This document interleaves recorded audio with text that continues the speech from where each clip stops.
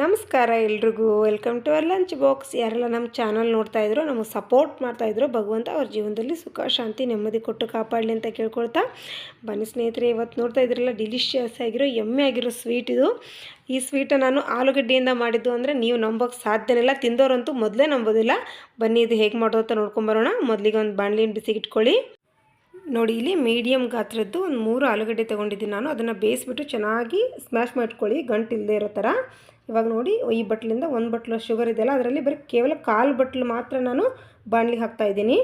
ಇಲ್ಲಿ ಆಲೂಗಡ್ಡೆ ಎಷ್ಟು ತೊಗೊಂಡಿರ್ತೀರೋ ಅದರ ಅರ್ಧಕ್ಕಿಂತ ಕಡಿಮೆ ಶುಗರ್ ಯೂಸ್ ಮಾಡಿ ನೀವು ಅದನ್ನು ಬಟ್ಲಿಗೆ ಹಾಕಿಟ್ಕೊಳ್ಳಿ. ಅದರಲ್ಲೇ ಮತ್ತು ನಾನು 1/4 ಭಾಗ ಕ್ಯಾರಮೆಲ್ ಮಾಡಿಕೊಂಡು 3/4 ಭಾಗ ಹಾಗೆ ಎತ್ತಿಟ್ಕೊಂಡಿದ್ದೀನಿ. ಈ ಕ್ಯಾರಮೆಲ್ ಮಾಡುವಾಗ ನೀರು ಎಣ್ಣೆ ಏನು ಹಚ್ಚಬೇಡಿ, ಹಾಗೆ ಕ್ಯಾರಮೆಲ್ ಮಾಡ್ಕೊಂಡ ನಂತರ ಅದಕ್ಕೆ ಒಂದು 2ರಿಂದ 3 ಟೇಬಲ್ ಸ್ಪೂನು ಕ್ರೀಮ್, ಕೆನೆ ಇರುತ್ತಲ್ಲ, ಹಾಲಿನ ಕೆನೆ, ಎಲ್ಲರೂ ಮನೇಲಿ ಇದ್ದೇ ಇರುತ್ತಲ್ಲ, ಒಂದು 2ರಿಂದ 3 ಟೇಬಲ್ ಸ್ಪೂನು ಹಾಲಿನ ಕೆನೆ ಆ್ಯಡ್ ಮಾಡ್ಕೊಳ್ಳಿ. ಹಾಲಿನ ಕೆನೆ ಆ್ಯಡ್ ಮಾಡ್ಕೊಳ್ಳೋ ಉದ್ದೇಶ ಏನಂದರೆ, ಇದು ತಿನ್ನುವಾಗ ನಮಗೆ ದೂದ್ ಪೇಡ ತಿಂದರೆ ಯಾವ ಥರ ಸ್ಮೆಲ್ ಬರುತ್ತೋ ಬಾಯಲ್ಲಿ ಆ ಥರ ಬರ್ತಿರುತ್ತೆ. ಇವಾಗ ಅದಕ್ಕೇ ನೋಡಿ, 1 ಬಟ್ಲು ಪೂರ್ತಿ ಆಲೂಗಡ್ಡೆ ಸ್ಮ್ಯಾಶ್ ಮಾಡ್ಕೊಂಡಿದ್ದಿತ್ತಂದರೆ ಅದಕ್ಕೆ ನಾವು ಅರ್ಧ ಬಟ್ಲಕ್ಕಿಂತ ಕಡಿಮೆ ಹಾಲು ಹಾಕೋಬೇಕಾಗುತ್ತೆ. ಇದು ಅಳತೆ ಹೇಳ್ತಾ ಇದ್ದೀನಿ ನಾನು ನಿಮಗೆ. ಆಲೂಗಡ್ಡೆ ಎಷ್ಟಿರುತ್ತೋ ಅದ್ರ ಅರ್ಧಕ್ಕಿಂತ ಕಡಿಮೆ.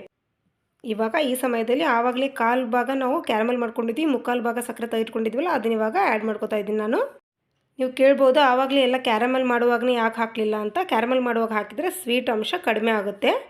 ಕ್ಯಾರಮೆಲ್ ಆಗೋದ್ರಿಂದ ಸಕ್ಕರೆ ಶುಗರ್ ಪ್ರಮಾಣ ಕಡಿಮೆ ಅನಿಸುತ್ತೆ, ಅದು ಸಿಹಿ ಅಂಶ, ಅದಕ್ಕೋಸ್ಕರ ಅವಾಗ ಹಾಕಿಲ್ಲ. ಇವಾಗ ನೋಡಿ, ಇವು ಹಾಕ್ಕೊಂಡ್ಮೇಲೆ ಇವಾಗ ಸ್ಮ್ಯಾಶ್ ಮಾಡ್ಕೊಂಡ್ರಂಥ ಆಲೂಗಡ್ಡೆನ ಇದಕ್ಕೆ ಹಾಕ್ಕೊಂಡು ಚೆನ್ನಾಗಿ ಒಂದು ಮಿಕ್ಸ್ ಕೊಡಿ.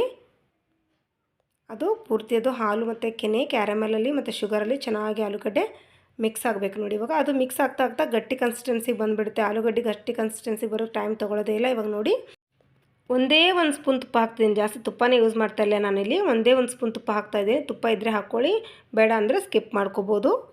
ಇವಾಗ ಇದಕ್ಕೆ ನಾನು ಒಂದು 2ರಿಂದ 3 ಏಲಕ್ಕಿನ ಕುಟ್ಟಿಟ್ಕೊಂಡಿದ್ನಲ್ಲ, ಆ ಏಲಕ್ಕಿನ ಇವಾಗ ಹಾಕ್ತಿದ್ದೀನಿ.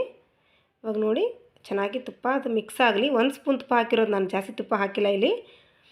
ಅದು ಏಲಕ್ಕಿ ಸ್ಮೆಲ್ ಹಿಡೀಲಿ ಚೆನ್ನಾಗದು. ಏಲಕ್ಕಿ ಮತ್ತು ತುಪ್ಪದಲ್ಲಿ ಸರಿಯಾಗಿ ಮಿಕ್ಸ್ ಮಾಡ್ಕೊಳ್ಳಿ. ಇದು ತಿಂದೋರ್ಗಂತೂ ನಿಜವಾಗ್ಲೂ ನೀವು ಹೇಳೋರ್ಗೂ ಗೊತ್ತಾಗೋದಿಲ್ಲ. ನೀವು ಹೇಳಿದರೂ ಅವ್ರು ನಂಬೋದಿಲ್ಲ ಇದು ಆಲೂಗಡ್ಡೆಯಿಂದ ಮಾಡಿದ್ದಂದರೆ. ಇವಾಗ ನೋಡಿ, ಚಿಕ್ಕ ಪೀಸ್ ಮಾಡಿಕೊಂಡಂಥ ಎಲ್ಲ ಡ್ರೈ ಫ್ರೂಟ್ಸ್ನ ಹಾಕಿದ್ದೀನಿ ನಾನು. ಗೋಡಂಬಿ ಬಾದಾಮಿನೆಲ್ಲ ಹಾಕಿದ್ದೀನಿ. ಇವಾಗ ಇದು ಗಟ್ಟಿ ಕನ್ಸಿಸ್ಟೆನ್ಸಿಗೆ ಬಂತು. ಈಗ ಒಂದು ತಟ್ಟೆಗೆ ತುಪ್ಪ ಸವರ್ಬಿಟ್ಟು ಅದು ಬಂದಿರೋದೇನು ಗಟ್ಟಿಯಾಗಿ ಆಗಿದೆಯಲ್ಲ ನಮ್ದು, ಇವಾಗ ಅದನ್ನು ಒಂದು ತಟ್ಟೆಗೆ ಹಾಕ್ಕೊಂಡು ನೀಟಾಗಿ ಸ್ಪ್ರೆಡ್ ಮಾಡ್ಕೋಬೇಕು ಅದನ್ನು. ನೋಡಿ, ಈ ಥರ ನೀಟಾಗಿ ಸ್ವಲ್ಪ ನಿಧಾನಕ್ಕೆ ಸ್ಪ್ರೆಡ್ ಮಾಡ್ಕೊಳ್ಳಿ. ಈ ಸಮಯದಲ್ಲೆಲ್ಲ ಕಟ್ ಮಾಡೋಕ್ಕೆ ಹೋಗಬೇಡಿ. ಇದನ್ನು ಫ್ರಿಜ್ಜಲ್ಲಿ ಇಟ್ಟು ಸೆಟ್ ಮಾಡ್ಕೊಂಡು ನಂತರನೇ ನಾವು ಕಟ್ ಮಾಡ್ಕೋಬೇಕಾಗುತ್ತೆ. ಬೇಕಂದರೆ ನೀವು ಮುಂದೆ ಅದಕ್ಕೆ ಡ್ರೈ ಫ್ರೂಟ್ಸ್ ಎಲ್ಲ ಹಾಕಿ ನೀವು ಡೆಕೋರೇಟ್ ಮಾಡ್ಕೋಬೋದು. ನೋಡಿ, ಈ ಥರ ಅದು ಸೆಟ್ ಆದಮೇಲೆ ಕಟ್ ಮಾಡ್ಕೋಬೇಕು. ಫ್ರಿಜ್ಜಲ್ಲಿಟ್ಟು ಒಂದು 2 ಗಂಟೆ ಇಟ್ಟರೆ ಫ್ರಿಜ್ಜಲ್ಲಿ ಸೆಟ್ ಆಗಿಬಿಡುತ್ತೆ ಅದು. ಇದನ್ನು ನೀವು ಸ್ವೀಟ್ ಬಾಕ್ಸ್ಗೆಲ್ಲ ಹಾಕಿ ಕೊಟ್ಬಿಟ್ರೆ ಅದು ಬೇಕ್ರಿ ಅಂತ ಸ್ವೀಟೇ ಅಂತಾರೆ. ನಿಜವಾಗ್ಲೂ ಆಲೂಗಡ್ಡೆಯಿಂದ ಮಾಡಿದಂತ ಗೊತ್ತೂ ಆಗೋದಿಲ್ಲ, ಸ್ಮೆಲ್ಲು ಸಹ ಬರೋದಿಲ್ಲ, ಟೇಸ್ಟು ಸಹ ಆಲೂಗಡ್ಡೆದು ಅನಿಸೋದೇ ಇಲ್ಲ. ನೀವು ಹೇಳಿದ್ರು ಸಹ ಯಾರೂ ನಂಬೋದಿಲ್ಲ. ಬೇಕಾದರೆ ಮಾಡಿ ಕೊಟ್ಟು ನೋಡಿ. ನೋಡ್ತಾ ಇದ್ರಲ್ಲ ನೀವು, ಎಷ್ಟು ಈಸಿಯಾಗಿ ಬರ್ತಾಯಿದೆ ನೋಡಿ.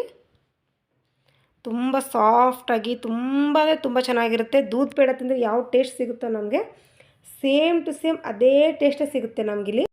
ಮನೆಗೆ ಗೆಸ್ಟ್ ದಿಢೀರಂತ ಯಾರಾದರೂ ಬಂದು ಏನು ಸ್ವೀಟ್ ಮಾಡಬೇಕು ಅಂತ ತೋರಿಸ್ತಿದ್ರೆ ಈ ಥರ 4ರಿಂದ 5 ನಿಮಿಷದಲ್ಲಿ ರೆಡಿ ಮಾಡ್ಕೊಂಡ್ಬಿಡ್ಬೋದು. ನೋಡ್ತಾ ಇದ್ರಲ್ಲ ಎಷ್ಟು ಸ್ಮೂತಾಗಿದೆ. ಹಾಗೆ ಬಾಯಲ್ಲಿಟ್ಟರೆ ಹಾಗೆ ಕರಗೋಗುತ್ತೆ ಇದು. ನೋಡ್ತಾ ಇದ್ರಲ್ಲ ಕೈಯಲ್ಲೇ ಹೇಗೆ ಬರ್ತದೆ.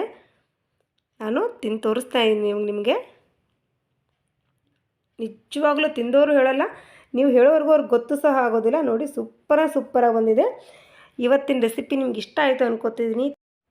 ತೀರಾ ಕಡಿಮೆ ಖರ್ಚಲ್ಲಿ ಮನೇಲಿರೋ ಪದಾರ್ಥಗಳನ್ನೇ ಬಳಸಿ ಮಾಡಿದ್ದೀನಿ. ಇದು ನೀವು ಹೇಳೋವರೆಗೂ ಆಲೂಗಡ್ಡೆಯಲ್ಲಿ ಮಾಡಿದ್ದು ಅಂತ ಯಾರಿಗೂ ಗೊತ್ತೇ ಆಗೋದಿಲ್ಲ. ಹೇಗಿತ್ತು ಇವತ್ತಿನ ರೆಸಿಪಿ? ನಿಮ್ಗೆ ಇಷ್ಟ ಆಯಿತು ಅನ್ಕೋತೀನಿ. ಸಪೋರ್ಟ್ ಮಾಡಿ ನಮಗೆ.